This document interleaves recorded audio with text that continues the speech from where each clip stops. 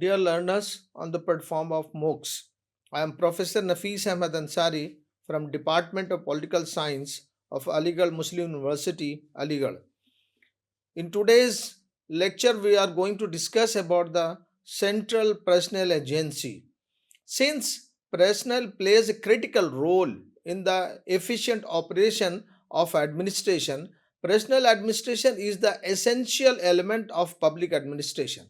If political executives use administration as a tool to rule the nation under a democratic system, then the people in charge of administration serve as the center of gravity for administration. The personnel in public organization have a significant influence on the overall objectives of public administration as well as its functions, foundation, policies, programs, measurements, approaches, behavior, mention, visions, and delivery system. The people who work for public institutions have a significant influence on the standard and tone of public administration. The Ministry of Personnel, Public Grievances and Pension oversees all personnel related activities within the Government of India. The Union Public Service Commission UPSC is an advisory body tasked with hiring and selecting individuals for the civil services. Staff Selection Commission SSC handles hiring for administrative positions at lower levels in a similar manner. The majority of organizations today feel that they have must establish separate personnel departments in order to manage the human elements. The success of these departments largely depends on how well they manage the human component. The following are some of the arguments that support the creation of the separate personnel departments. Number one, the administrative factors.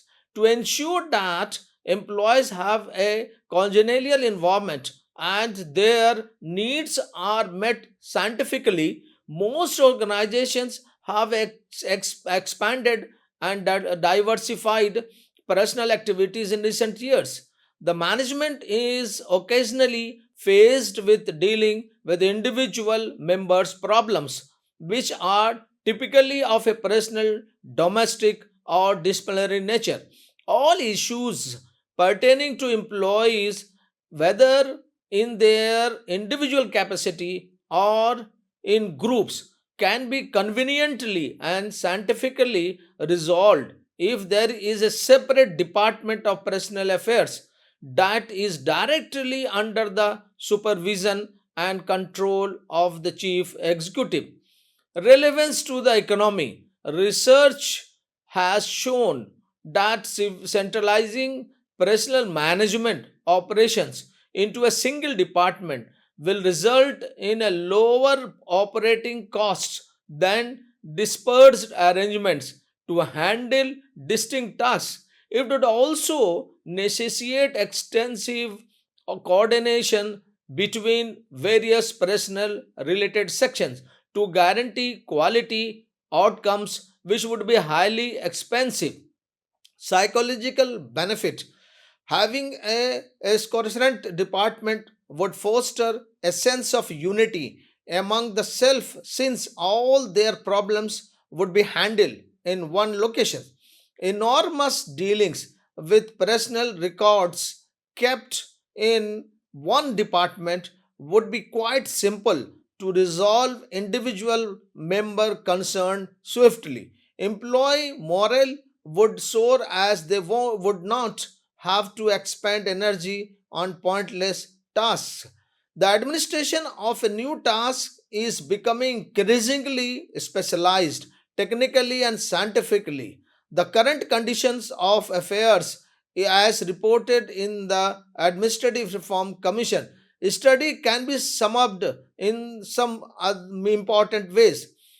The higher level administration in particularly is not directly involved in the formulations of policies and the execution of the duties related to social welfare and economic progress rather than just being a regulatory body. New administrative fields have arisen requiring new and specialized expertise and procedures in order to carry out certain tasks, initiatives, and programs. Even in regulatory administration, the amount of work has increased and new issues has arisen as a result of factors like community awareness raising, urbanization, industrialization, and growing industrializations. These challenges call for careful and skilled handling.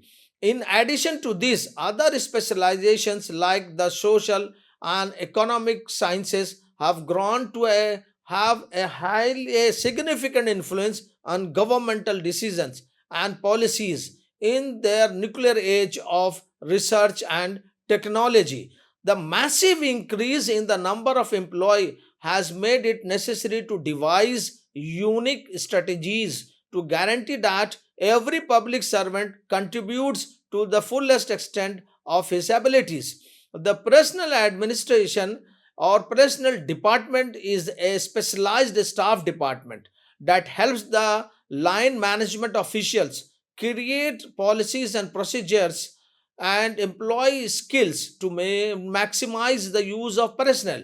Its purpose is to reduce departmentalization and politicization because without it, operating agencies will go their own way and choose practices that best suit their needs without considering what other public authorities in the same public service system may be doing.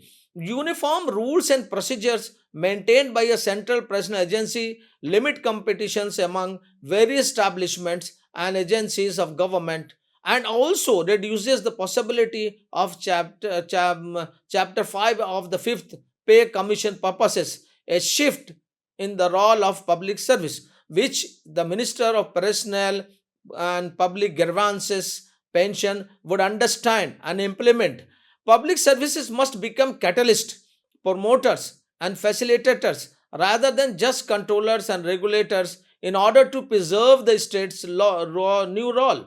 In addition to ensuring that their members are appropriate, the government must reorganize itself by abolishing departments or merging them, transferring subjects institutions to state government and panchayati raj bodies, turning departmental projects into public sector undertakings and encouraging cooperatives, autonomous bodies, non governmental organizations to assume partial state functions.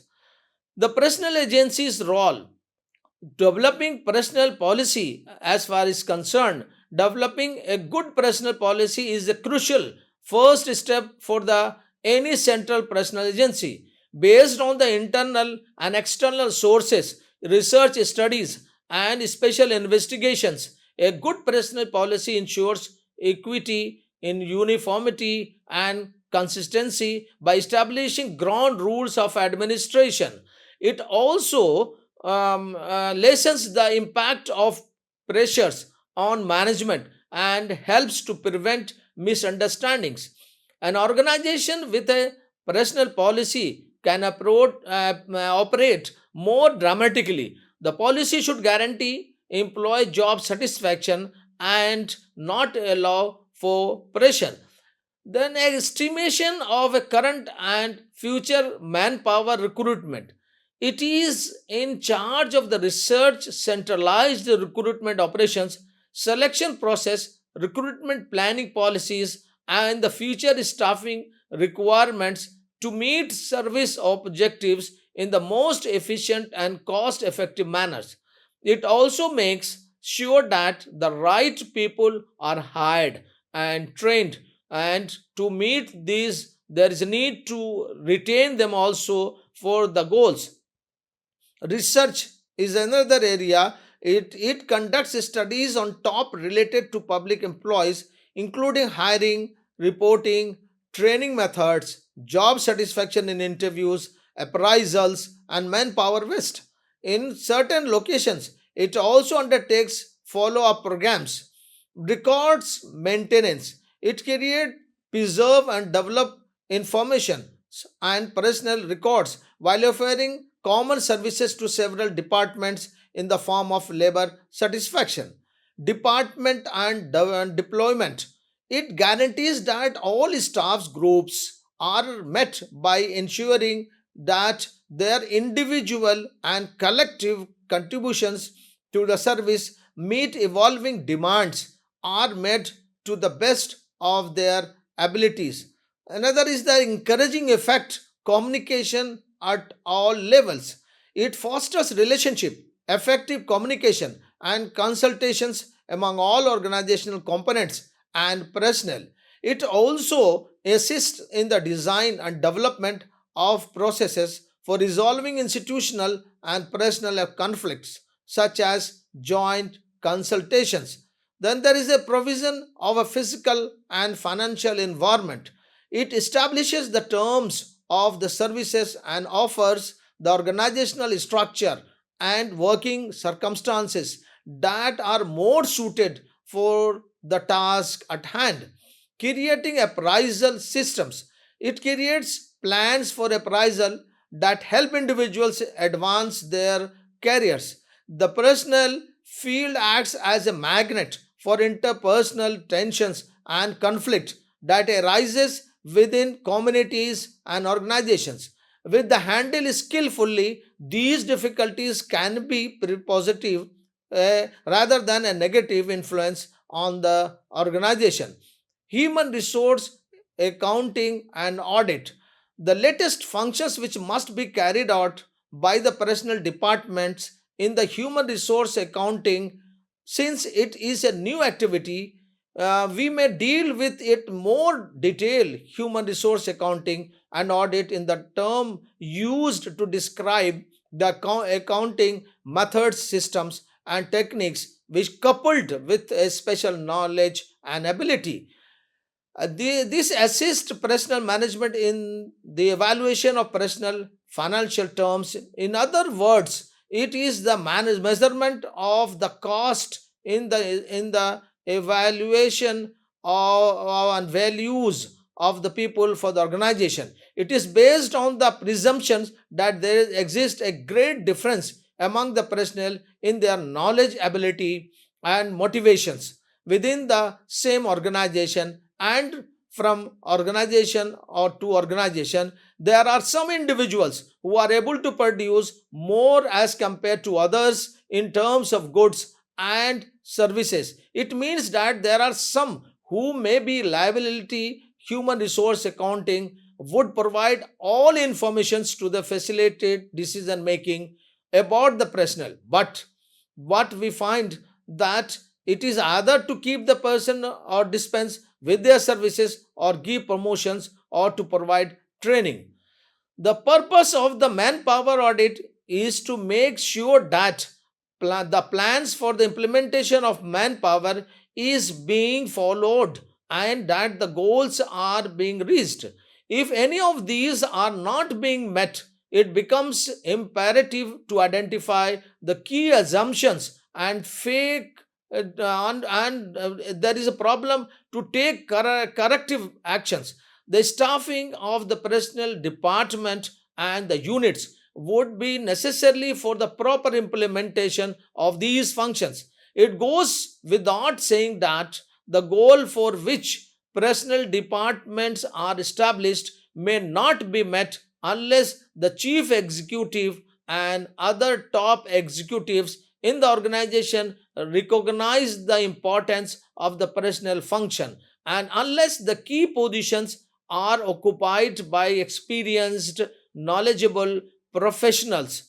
It is imperative to acknowledge that personnel departments serve as a staff agency for the line department, while department heads maintain ultimate responsibility for their own staff. They may seek specialized advice or services from personnel department due to the growing complexity of the work. In short, personnel administration in a line management responsibility rather than a staff function. Estimates Committee of the 3rd Lok Sabha in its 93rd report of 1966 argued that there is a need for a single personal agency to manage the entire civil services to undertake the functions of a welfare duties. This position was reviewed again in 1968 by the study team of the Administrative Reform Commission on Personal Administration. Prior to the Department of Personnel and Administrative Reforms, addition union level personal functions were carried out by the Cabinet Secretariat. The study team also agreed with the estimate committee's assessment and noted that one of the most crucial changes needed for the government's apparatus is the creation of an efficient central personal agency. It is also important to assign all general functions related to the personal administration to this agency.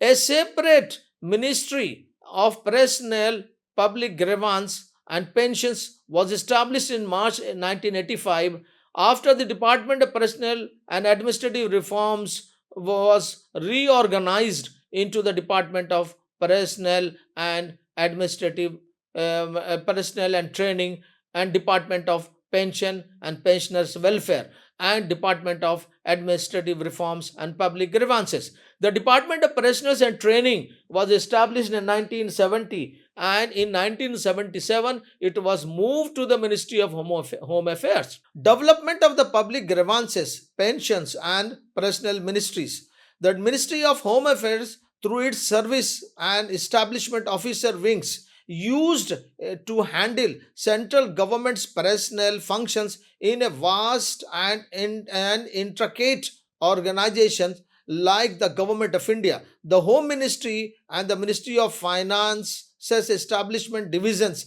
collaborate closely to carry out these duties, essentially functioning as a combined management team. A crucial advisory role in the framework of central personnel administration was played by the Union Public Service Commission, a constitutional authority established under the Article 315 of the Indian Constitution. In addition to the recruiting and selection through examinations and interview for the higher civil services and post under the union government, for a thorough and efficient administration of staff in government, consultations with a few other organizations and agencies was also necessary.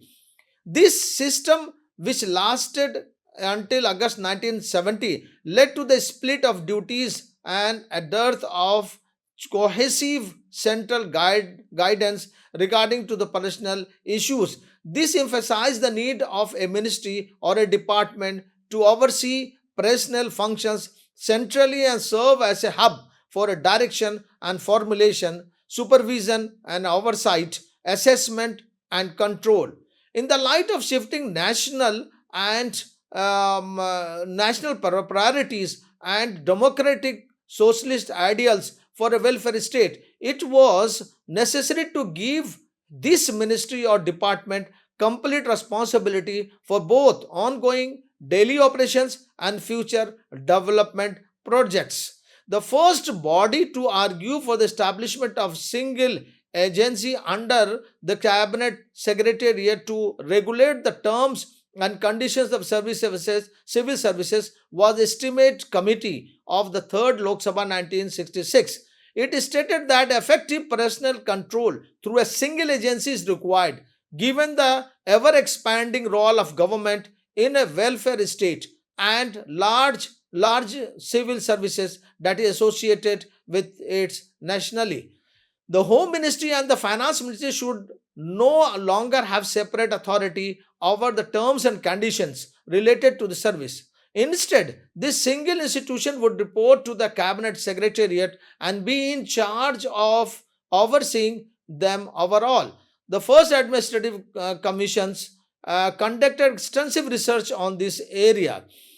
There are three departments within the ministry: the DOPT, the Department of Personnel and Training, Personnel's Welfare Department of Pension, DOP and PW, and the Department of Public Grievance and Administrative Reforms, DARPG. DOPT, the Department of Personnel and Training. The department personnel is responsible for personnel developing personnel policies and monitoring compliance with the established norms and standards on hiring, regulating work conditions and transfers, and deputing of staff. Its responsibility also includes advising all central government organizations on problems pertaining to personnel management.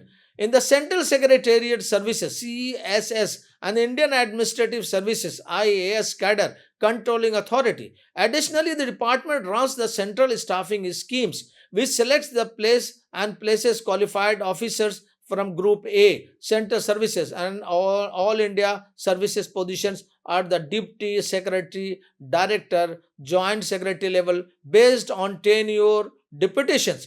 Though through the Union Public Service Commission and State Public Service Commission, department guarantees hiring of professionals for the government.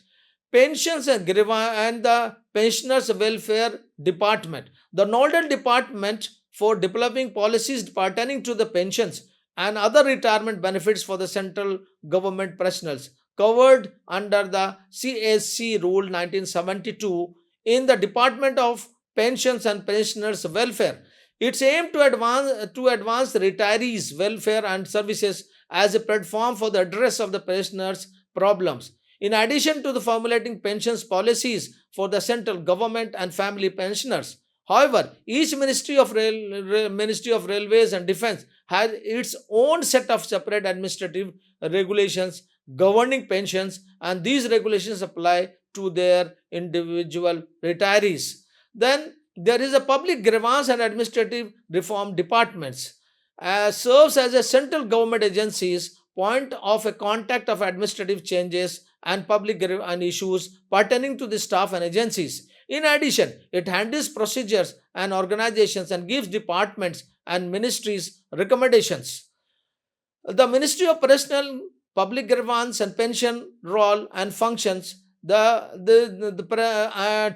training is the central agency in charge of formulating policies and coordinating all activities related to public personnel management, such as administrative vigilance, training staffs, welfare, joint consultations, and mandatory arbitration mechanism, civil services reservation for scheduled caste and scheduled tribe, administrative reforms, grievances, and pensions. For the various All India and Central Services Department is in charge of creating rules.